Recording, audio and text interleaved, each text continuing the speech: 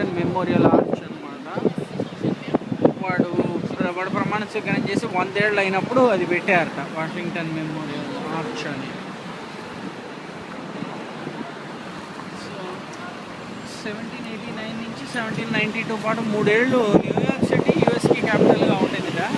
అప్పుడు వాడు ప్రెసిడెంట్గా ఉన్నాడట, అందుకని వాడికి పెట్టారు.